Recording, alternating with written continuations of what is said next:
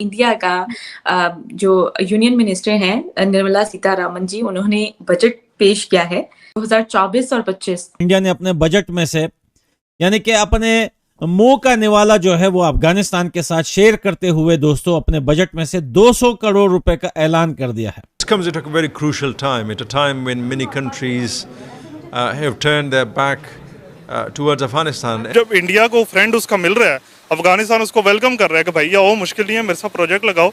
अब अफगानिस्तान के अंदर एक जब इंडिया आ रहा है, जब दूसरे तीसरे लोग भी आएंगे, उनको पता है यार ये गैरतमंद लोग हैं, हमारा पैसा खाएंगे नहीं।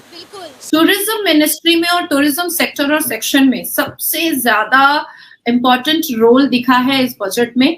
लक्षद्वीप आने वाले वक्त में मालदीव सोचने पर मजबूर हो जाएगा कि भैया ये क्या हो गया। और कल पूरी रात को जो है बलोच भाइयों की तरफ से ऐसी कुटाई हुई है पड़ोसी की सेना की कि मैं आपको बता नहीं सकता।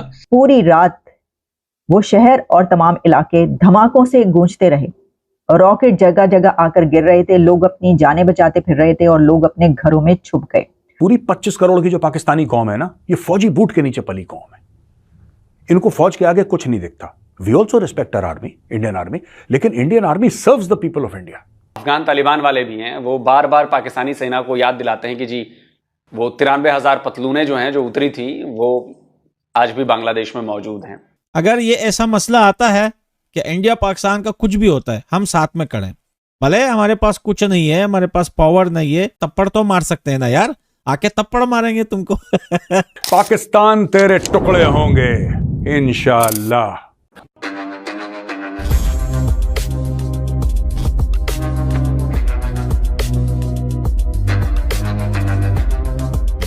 नमस्कार दोस्तों आप सब जानते हैं आज इंडियन गवर्नमेंट की तरफ से पार्लियामेंट में बजट पेश किया गया जिसमें काफ़ी सारे बातें की गई और इसके साथ साथ हमारे डिफेंस बजट को भी काफ़ी ज़्यादा बढ़ा दिया गया। और दोस्तों इसके साथ साथ हमारी इंडियन गवर्नमेंट ने अपने नेबर्स के कुछ कंट्रीज़ के लिए कुछ फंड्स भी एलोकेट किए गए हैं, जिनमें हमारी इंडियन गवर्नमेंट ने अफगानिस्तान के हेल्प के लिए 220 करोड़ एलोकेट किए हैं। भारत और अफगानिस्तान के रिलेशंस काफ़ी अच्छे हैं और खास करके भारत अफगानिस्तान के आवाम के साथ रिलेशंस और भी अच्छे हैं, क्योंकि दोस्तों भारत लगातार अफगानिस्तान को ह्यूमैनिटेरियन एड देता आ रहा है और उनके प्रोजेक्ट्स पर भी काम कर रहा है जिसमें अफगानिस्तान के लोगों की भलाई होगी। तो दोस्तों अब अफगानिस्तान के लोग भारत की तारीफ कर रहे हैं जो भारत ने बजट अफगानिस्तान के एलोकेशन की गई है, और इसे देख करके अफगानिस्तान के लोग भारत की काफ़ी ज़्यादा शुक्रिया अदा कर रहे हैं और वे कह रहे हैं कि वे कभी भी भारत के एहसान को नहीं भूलेंगे। तो चलिए इसी पर आगे पाकिस्तानी मीडिया का रिएक्शन देखते हैं। पाकिस्तान ने अफगानिस्तान के साथ काफी ज्यादा बुरा किया है, पैसे लेके अमेरिका से उन्होंने अड्डे दिए हैं हमारे ऊपर, बड़े जो है वो यानी कि वो सब कुछ आपको पता है ये लोग एक्सेप्ट नहीं कर रहे थे, आज ये अपने मुंह से एक्सेप्ट कर रहे हैं। जब ये भिखारी बन गए, पेट्रोल खत्म, आटा खत्म, तेल खत्म, बिजली कट गई, एक छड्डी में ये सब सड़क के ऊपर आ गए, इनके जनरल बाजवे पकोड़े मकोड़े सब भाग गए पैसे लेके। अब ये बोल रहे हैं हमने अफगानिस्तान के साथ बुरा किया है और इंडिया ने 200 करोड़ जो है वो अफगानिस्तान को दिए हैं। तो मेरे भाई इंडिया ने 200 करोड़ नहीं दिए, ये 200 करोड़ का नाम नहीं लो, इंडिया ने अपने प्लेट की रोटी या अपने मुंह का निवाला शेयर किया है अफगानिस्तान के साथ। और ये पहली बार नहीं किया, ये कंटिन्यू चलता आ रहा है ये मसला। दोस्तों जब तालिबान नहीं आए थे उस वक्त भी मैं यही बोल रहा था और वो वीडियो बाय रिकॉर्ड मेरे चैनल पर पड़ी हुई है। मैंने कहा था कि सरकार कोई भी आए, वो कोई भी कट्टर से कट्टर सरकार क्यों ना आ जाए, इंडिया के साथ रिलेशनशिप चलता रहेगा अफगानिस्तान का, क्योंकि अवाम जो है उनका रिलेशनशिप ये बहुत पुराना रिलेशनशिप है, ये ब्रदरहुड कंट्री है। लेकिन बहुत सारे पाकिस्तानी बोल रहे थे, इंडिया को धमका रहे थे, तालिबान आ रहे हैं, रेडी हो जाओ इंडिया वालों, तुम्हारी शामत आने वाली है। लेकिन हुआ कुछ ऐसा दोस्तों जो मुझे पता था। लेकिन दोस्तों मैं इंडिया के सपोर्ट में पिछले 6-7 साल से हूं। जब तालिबान न्यू अफगानिस्तान में एंटर हुए तो बहुत सारे लोगों ने बोला यार अब तालिबान तो आ गए, इंडिया के अगेंस्ट होंगे, भाई आपको तो बड़ा ट्रीट होगा, आपकी फैमिली है वहां पे, आपको काट देंगे, मार देंगे। लेकिन हमें पता था कि सिस्टम दरअसल क्या है, पहले भी तो तालिबान आ चुके थे, हमें कोई भी धमकी नहीं मिली, हमें किसी भी तालिबान की तरफ से नहीं कहा गया कि इंडिया को सपोर्ट नहीं करो। हम तब भी कर रहे थे, जब तालिबान आए अफगानिस्तान में तब भी कर रहे थे, आज भी कर रहे हैं। लेकिन हुआ कुछ ऐसा दोस्तों कि जैसे ही तालिबान की सरकार आई 3 से 4 महीने बाद खुद तालिबान ने कॉल किया इंडिया को, और इंडिया को कॉल करके कहा, और यह बात मीडिया में भी आई कि भाई लोग आप अपनी टीम लेके जो है वो आ सकते हो अफगानिस्तान के अंदर, अपनी एम्बेसी को ओपन करो, अपना काम कंटिन्यू करो, कोई भी टेंशन नहीं, आपकी हिफाजत के लिए हम यहाँ पर बैठे हुए हैं।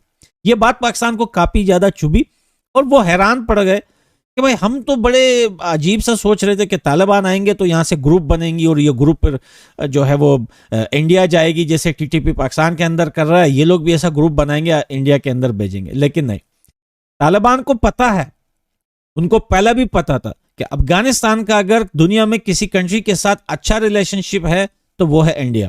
देखिए पैसों की अगर हम बात करें तो पैसे तो अमेरिका से मिलियन डॉलर आ रहे हैं, हर महीने आ रहे हैं, लेकिन हम फिर भी उनको नहीं चाहते।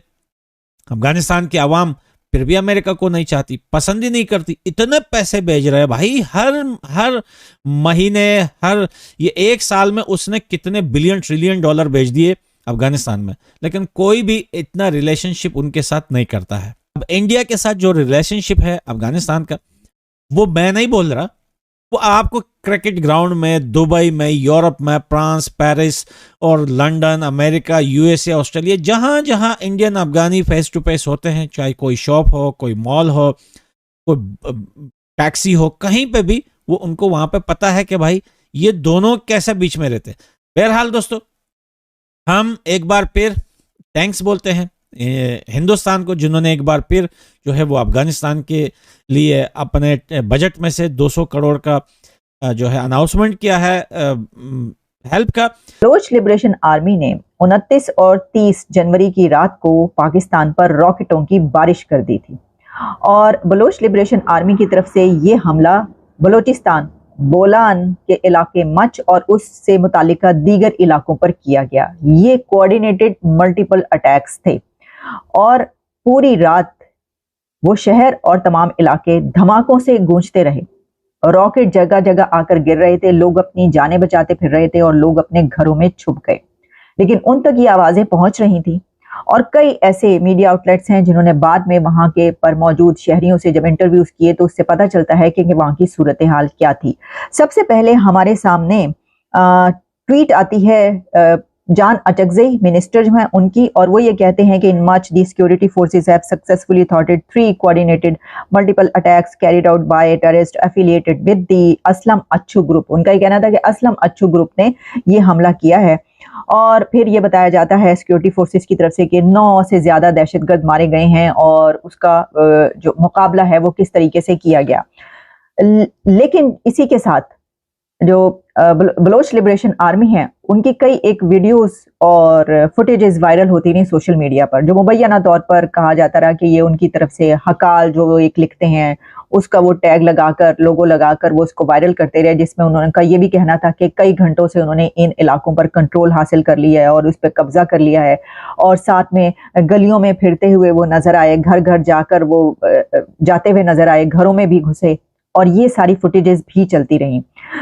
लेकिन इसमें हम ये भी देखते हैं कि बीबीसी के ऊपर इसके हवाले से एक रिपोर्ट पब्लिश हुई और उसमें ये कहा गया, बताया गया कि जब वहाँ के लोगों से ये पूछा गया कि ये क्या सिचुएशन थी, तो वहाँ के लोगों ने ये भी बताया कि जो हमला आवर थे वो थाने की छत पर चढ़ गए और थाने की छत पर आकर वो एहलकारों को, पुलिस ऑफिशियल्स को ये कह रहे थे कि अपने हथियार डाल दो। इसी की इस रिपोर्ट में मच पुलिस के कांस्टेबल अब्दुल हमीद के मुतालिक ये बताया गया है कि जब उनसे बात की गई तो अब्दुल हमीद ने बताया कि जब हमला हुआ तो मैं और कुछ दिगर पुलिस एहलकार, पुलिस ऑफिशियल्स जो थे वो थाने में थे। धमाकों और फायरिंग के दरमियान हमला आवरों में से कुछ थाने की छत पर पहुंचे और पुलिस ऑफिशियल से सरेंडर करने का कहते रहे और कहा कि सरेंडर करो, हथियार डाल दो वरना तुम्हें गोली मार देंगे, वरना तुम्हें उड़ा देंगे।